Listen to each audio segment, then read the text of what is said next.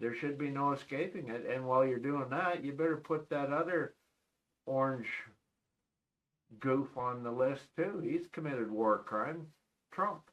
And there's no way you can deny that he hasn't committed war crimes. So, yeah, there's a war on three fronts: economic, religion, and money, oil. And I hope people realize that we are in World War III. The fact that we haven't gone to nukes and all-out war is irrelevant. It's an economic war right now that's hurting everybody in the pocketbook, and people are dying over the money. So I don't like that. Thanks. Well, you gotta wonder what's going on. The rest of the world stands by while the Americans, basically isolate Cuba.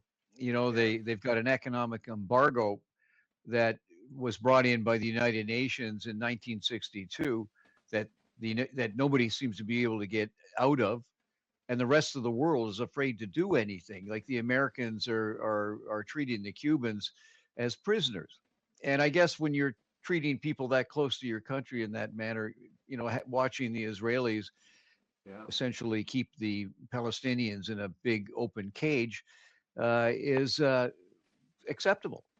It's unfortunate. Like the Americans, for all their bullshit about freedom and liberty, and the right to choose and everything else, you look at their society. They want to control women's bodies. They want to control whether people can choose to live in one way or another. I don't know. And look at their low moral standards. I mean, the U.S. has low moral standards, low ethics, and they seem to be just as a group of religious fanatics, just like any other terrorist organization around the world, especially the Republican Party. So when you start looking at all this, you just have to shake your head and go, Carney's right. Carney finally did something smart. He called back all the trade negotiators from the U.S. saying, you can't deal with these people. And kudos to Carney. I mean, Polvier would have said, no, you can have whatever you want from Canada. We're the strategic reserve for you. Yeah, no, I don't. Carney, you did the right thing. You can't deal with terrorists. You can't deal with felons. You can't deal with sexual predators, all of which come out of the United States leadership and the Republican Party. So kudos, congratulations. You finally did something I can be proud of as a Western Canadian and Canadian. Thank you, Carney.